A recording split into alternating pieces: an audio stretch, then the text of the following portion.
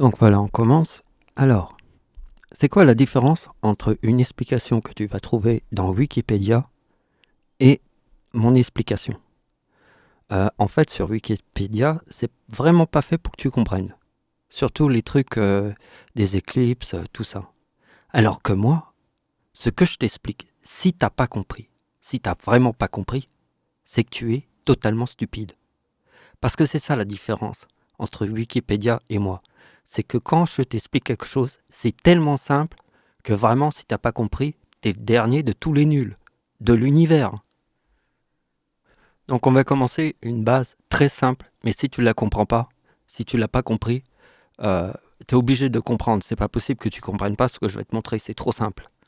Déjà, regardez chaque petit point qui sont gris, c'est une nouvelle lune. Et les nouvelles lunes forment les éclipses du soleil. Et là, vous avez une pleine lune, donc forcément, c'est des éclipses de lune. Donc les nouvelles lunes, c'est les points gris, et les points blancs, c'est les lunes, les pleines lunes. Ça fonctionne de la même manière. Par exemple, si on prend une nouvelle lune qui est là, vous faites 2019 plus 19 égale 2038.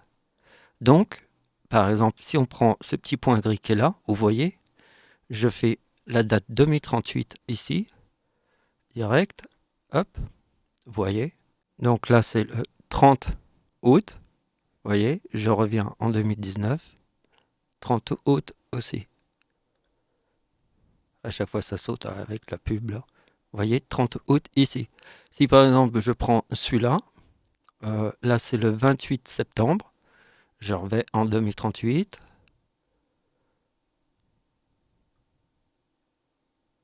Hop, 28 septembre, vous voyez. On peut tous les faire. Vous voyez, là, ici, c'est une pleine lune, mois de mai. Donc, je vais en le 18 mai, je vais en 2019. Alors après, je vais vous expliquer le 18 mai. On se rappelle. Hop, 2019. Le 18 mai, vous voyez. Il y a une pleine lune sur la même date. Donc il y a une pleine lune le 18 mai 2019. Il y a une pleine lune de... Et vous pouvez le faire sur n'importe quelle date. Ça, c'est toutes les dates, c'est comme ça. Il n'y aurait pas une seule date. En fait, pour bien vous expliquer le truc, que vous compreniez. En fait, sur Terre, il y a deux choses. Il y a l'homme et la femme. Il y a le chaud et le froid. Il y a le jour et la nuit. Vous avez compris? Vous n'avez que deux choses à comprendre. C'est pas plus compliqué que ça. Il existe une exception avec les trucs qui reviennent sur la même date, comme on a vu avec les pleines lunes. C'est que la pleine lune, elle va se retrouver un jour après. Ça veut dire, par exemple, vous allez sur une autre date et là, elle ne sera pas sur la même date. Elle sera par exemple, là c'est le 20, elle sera sur le 21, elle serait par exemple sur le 22. C'est une exception. Mais elle ne sera jamais sur un troisième jour. Par exemple, elle ne sera jamais sur le 23. Elle sera soit sur le 21, soit sur le 22, mais un jour après. C'est toujours un plus 1. Mais ça ne peut pas être un plus 3. Parce qu'il n'y a que deux choses à comprendre. Il y a le chaud et le froid. Il y a le jour et la nuit. Il y a l'homme et la femme. Eh bien, c'est pareil pour les pleines lunes. Quand il y a une exception, elle peut être qu'un jour après. Ça, c'est un truc qu'il faut savoir. Ça veut dire que toutes les pleines lunes ou les nouvelles lunes ne seront pas toutes forcément sur la même date. Il peut y avoir une exception, mais l'exception, elle est que d'un jour. Bon, pour être sûr que vous ayez compris, là, ici, j'ai changé la règle. J'ai mis une autre date. J'ai mis 2014 plus 19 égale 2033. Donc, on va prendre n'importe lequel. Je vais choisir ici. On va faire le 1er mars. Donc, on va en 2033, le 1er mars. 2033. Et voilà. 1er mars. Vous voyez, j'ai choisi au hasard. On aurait pu tous les faire. Je peux vous dire qu'en fait, elles sont très très rares. Les pleines lunes qui se retrouvent un jour après, pas sur la même date, parce qu'elles sont quasiment toutes sur la même date. C'est pour ça qu'il y a plein d'éclipses qui sont sur la même date. Et c'est ça qu'on va regarder aussi dans cette vidéo et qu'on va comprendre les éclipses qui sont sur la même date et ce qu'elles nous montrent. C'est ça qui est super intéressant. Donc on passe à la suite parce que là, bon, je crois que vous avez compris. Donc avant de passer à la suite, c'est pour vous montrer l'ordre de grandeur. L'ordre de grandeur pour vous expliquer que, vous voyez que entre 1999, il n'y a pas d'éclipse totale en France jusqu'en 2081. C'est-à-dire que l'éclipse totale de la France était en 1999, la prochaine est en 2081. Et il n'y en a pas, c'est pour vous montrer un petit peu ce qui se passe réellement avec les éclipses, la rareté du truc. Mais il existe aussi des trucs complètement fous, mais il faut les étudier. Si on ne les a pas vus, on ne peut pas savoir que ça existe. Je vais vous faire voir.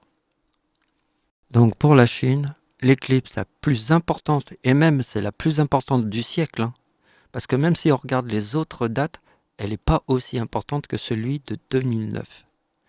Mais regardez le truc, c'est qu'en fait, il y a une éclipse en 2009, et regardez, vous avez une éclipse en 2009 et en 2008.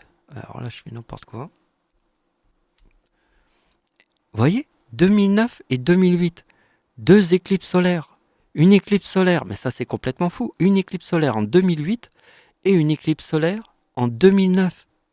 Et après, la prochaine éclipse solaire, elle est en 2035. Ça veut dire jusqu'en 2035, il n'y a plus d'éclipse solaire qui passe sur la Chine. Elle est entre 2009 et 2008. C'est pas un truc de dingue. Deux éclipses solaires comme ça, entre 2009 et 2008. Et là, tout de suite, j'ai compris un truc. Donc, regardez bien. Ça, c'est l'éclipse roi de toutes les couronnes. Parce que le chiffre 19 est dans le 11 août. Vous avez compris le message du début de la vidéo. Je vous ai montré que le chiffre 19 forme toutes les éclipses qui reviennent sur la même date. Toutes les pleines lunes. Toutes les éclipses de lune sur la même date. Et c'est le chiffre 19. Et le chiffre 18, si on prend la date de l'éclipse et qu'on fait ça, on a le 18 qui est les éclipses Saros. Les éclipses Saros, c'est comme ça qu'on calcule les dates des éclipses, en calculant les éclipses Saros. Mais le 18, c'est les éclipses Saros, et le 19, c'est les éclipses qui reviennent tout le temps sur la même date. C'est c'est la couronne, elle est sur la date avec 3,9. Donc regardez bien, l'éclipse de la Chine totale, c'est 2038, de 2009. L'éclipse de la Chine totale de 2008, c'est 2017. Regardez bien. 4055. Alors ici, parce que je ne fais pas le même sujet, le 55, on va dire Bouddha. Sinon, le 55, c'est la corne, c'est Satan, et c'est la ruche. La ruche, c'est 55, Satan, c'est 55, la corne, c'est 55. Mais ici, on va mettre Bouddha, parce que c'est logique avec le mot Chine. La Chine, c'est 39, et le chiffre 39, il est dans le mot Dieu. Donc ici, c'est puissant, on va mettre Bouddha, parce que ça montre la grosse corne de ouf. C'est une corne de ouf, de truc de ouf. La corne de la corne. Hein. Alors la corne, elle est entre 2009 et 2008. Et vous voyez que ma date d'anniversaire, qui est l'éclipse roi de toutes les éclipses, hein. C'est l'éclipse roi. D'accord? Eh bien, regardez bien, c'est 4055. Comme ici. Entre les deux dates, moi je forme 4055. Alors je dis moi je forme. Bah oui. Pourquoi moi je forme? En parlant à la première personne, c'est logique, puisque le 11 août, c'est ma date d'anniversaire. Je suis né le 11 août 1975, le chiffre 75, si tu l'as compris, tu sais ce que ça veut dire. Si tu ne m'as pas suivi, tu ne peux pas savoir. Voilà. Alors, ce que je vais vous montrer, c'est quelque chose de très important pour moi, au niveau de mes mathématiques et de tout ce que je fais. Et ici, ça montre quand même quelque chose de très important, c'est que regardez bien que le tsunami de 2004, c'est le truc que j'utilise que j'étudie le plus. C'est logique, pourquoi je l'étudie le plus? C'est facile, c'est le number one. D'accord? Un jour après Noël, quand Jésus forme le 2041 déchu, il y a le tsunami de 2004. Jésus forme déchu. Un jour après, vous avez le tsunami number one. Aucun l'a détrôné. C'est le number one. Donc quand c'est un number one, on n'étudie que le number one. On ne va pas étudier le numéro 2, on va étudier que le number one. Donc regardez où passe le number one. L'épicentre du séisme est là. Et ça, c'est le tsunami du 26 décembre. Et il y a eu une pleine lune le jour du 26 décembre 2004. Donc comme il y avait une pleine lune, comme je vous ai montré au début, hein, vous avez compris. Voilà, vous avez l'éclipse. Et regardez bien où passe l'éclipse. Au même endroit. Regardez bien. Je vais faire un petit zoom. Regardez le petit point là. Hop, hop, hop. là, il passe au même endroit, à l'endroit de l'épicentre ici, au même endroit. Vous voyez, quand vous voyez ça, vous avez tout compris. Vous voyez ? Mais attendez, c'est pas fini. En 2019, il y a 2 éclipses solaires. 2, c'est très rare. C'est super rare. Et regardez bien la deuxième éclipse solaire de 2019, où elle passe au Chili, putain. Le séisme de 1960, 9,5, jamais détrôné. Le séisme de 1960 était au Chili. Il était de 9,5. C'est le plus grand séisme jamais atteint, jamais connu. Celui-là, c'est le plus fort. Celui qui a été enregistré le plus fort, il était en 1960 au Chili. Donc ici, vous avez l'éclipse te montre le Chili, le 9 points qui est le number one. C'est le number one pas détrôné. D'accord ? Et là, ici, vous avez l'année. Et là, vous avez l'année 2019 avec le 26 décembre. Et l'autre, c'était le Chili. Mais ce qu'il y a à comprendre, c'est que le Chili, c'est magnitude 9,5. Était en 1960. Mais ces 2 éclipses totales, déjà je vous ai dit que c'était très rare qu'il y ait 2 éclipses totales du Soleil sur la même année, mais en plus, c'est sur l'année 2019. Le chiffre 19, je vous ai fait un truc au début, vous avez compris le chiffre 19. Toutes les pleines lunes reviennent sur la même date. Alors, si vous voulez avoir plus de logique sur cette opération, je vais vous montrer après où il faut aller chercher, là où j'ai fait mes écrits. Mais ici, ça va être la dernière opération de cette vidéo, et après, je vais vous montrer des trucs sur Internet. Mais ce qui est très important, c'est que la Seconde Guerre mondiale et la Première Guerre mondiale, c'est France et Allemagne. Surtout avec les plages du débarquement en Normandie. Le mot France est très important, parce que c'est là où il y a eu le débarquement en Normandie, d'accord ? Donc, Hitler forme le 4070. Donc, ce calcul est très important parce que si vous faites 2023 moins 50, ça vous donnera la date où il y aura le même numéro qu'est là. Donc en fait, ce numéro-là, il se répète 2 fois par siècle. Parce que si vous faites 2023 moins 50, vous aurez le numéro 1973. Et donc en 1973, si vous faites la date d'anniversaire d'Hitler, vous aurez le 70 ici. Il se répète 2 fois par siècle, mais le numéro qui est là, il sera différent. Donc c'est le 50. C'est pour ça qu'on l'appelle le 50, le numéro qui est ici. Vous voyez que je mets une flèche pour éviter de le mettre comme ça, parce que c'est un peu chiant. Donc c'est beaucoup plus simple, je mets une flèche et vous avez compris que le numéro qui est là, c'est ce calcul.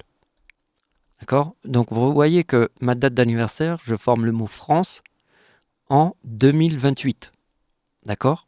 C'est très important. Alors maintenant, avant que je vous montre la suite, je vous montre là où vous allez trouver beaucoup d'idées sur cette opération. Donc c'est là où j'ai fait cette vidéo qui est dans YouTube. Mon corps dit stop. Donc je ne vais pas parler de cette vidéo. Je vous explique que moi je mets mes commentaires ici. C'est beaucoup plus rapide parce qu'on va très vite au fond des choses. Parce que là, vous voyez que dans un message comme ça, on va super vite. On voit tout d'un coup. Alors vous voyez que c'est toute cette partie. Alors regardez bien le début du message et attention, vous devez être très prêt à voir ma putain de découverte. C'est comme ça. Alors c'est comme ça que j'ai mis le début, vous pouvez le voir.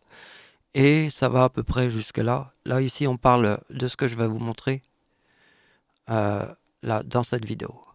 Donc ça fait à peu près tout ça. Ici vous avez, mais après si vous descendez plus loin, vous avez encore plus de trucs. Là vous comprenez encore plus. Mais déjà, si vous arrivez à aller jusque là, vous allez comprendre plus de choses. Mais dans cette vidéo, on ne va pas faire tous ces calculs. Ça va faire trop de choses. Donc on revient à ce que je vais vous faire voir. Voilà, c'est le dernier truc qu'on va voir. Ici, vous avez l'éclipse sur la date d'anniversaire d'Adolf Hitler. Regardez bien le petit point, il est là. Regardez bien, je vais faire un zoom. Alors on va attendre que ça revienne. Voilà, ça va revenir. Hop, ça revient. Donc là, ici, je vais faire un petit zoom. Regardez bien le petit point. Le petit point, c'est l'ombre de l'éclipse. Regardez bien que le 20 avril, c'est la date d'anniversaire d'Hitler, il y a une éclipse. D'accord ? Ici, il y a une éclipse le 22 juillet 2028. Alors, tu te souviens du tableau. Vous voyez bien que je forme le 47, le mot France, en 2028, et Hitler forme le 47 en 2023. D'accord? Et regardez bien ce qui se passe. Donc vous voyez que là, il y a une éclipse le 22 juillet. Le 22 juillet, c'est l'éclipse en Chine de 2009, ce qu'on a vu tout à l'heure. Le 22 juillet, c'est l'éclipse en Chine. On l'a vu, on l'a étudié. Et regardez bien qu'il passe au même endroit. Vous voyez, c'est à peu près le même endroit. Et ça, c'est super, super important parce que vous voyez que l'éclipse, là, vous voyez le petit point, hop, il passe là, ici. Et que l'autre éclipse, regardez bien le petit point, il passe là. Voilà, quasiment au même endroit. Bon, c'est pas parfaitement au même endroit, comme si c'était une boucle parfaite. Hein. On n'est pas dans une boucle. Hein. On est dans quelque chose de plus ouf. Ça montre bien qu'en fait, ici, quand Hitler forme le... Regardez bien. Ici, vous avez 2023. D'accord? Hitler forme le mot France. En 2028, je forme le mot France avec ma date de naissance, ici, 1975. Eh bien, l'éclipse roi de toutes les éclipses, c'est l'éclipse roi de toutes les éclipses. C'est le chiffre 19, c'est la date de l'éclipse en France. Eh bien, en 1999, quand il y a eu l'éclipse en France, Hitler forme, regardez bien, plus la date avec 39, 2023. Donc en 1999, il y a l'éclipse en France, Hitler forme 2023. En 2023, il y a une éclipse sur la date d'anniversaire d'Hitler, il forme France et Allemagne. D'accord? On pense aux 2 guerres mondiales, forcément. Et on pense surtout aux plages du débarquement en Normandie, puisque l'ombre de l'éclipse de 1999 en France, l'ombre était à 100% au-dessus des plages du débarquement en Normandie, à 100% au-dessus des plages du débarquement en Normandie. Je ne sais pas si tu vois. Donc vous voyez que quand je forme le 2028, avec le mot France, je forme ma date de naissance. Parce que Hitler, ici, sur la date 1999, forme 2023. Et sur ma date de naissance 1975, on va faire 24 plus ma date de naissance égale la date de l'éclipse en France. Et le chiffre 24, c'est quoi? C'est lune égale 52 plus soleil égale 72. Total 124. Et voyez que Hitler, en 1945, quand il y a eu la bombe atomique, et la date de sa mort, il forme le mot éclipse. D'accord? Parce que ici, vous avez lune plus soleil 124. C'est la date d'anniversaire d'Hitler. Vous voyez que quand je vous montre le 11 août, c'est le chiffre 19 ici. Je vous ai montré tout ce qu'on peut faire avec un chiffre 19. On peut te montrer que toutes les pleines lunes reviennent sur la même date. Juste avec un chiffre 19. Si t'as pas compris ça, c'est vraiment que t'es nul. Je t'ai dit au début de la vidéo, c'est hyper simple à comprendre. Faut pas être une tâche.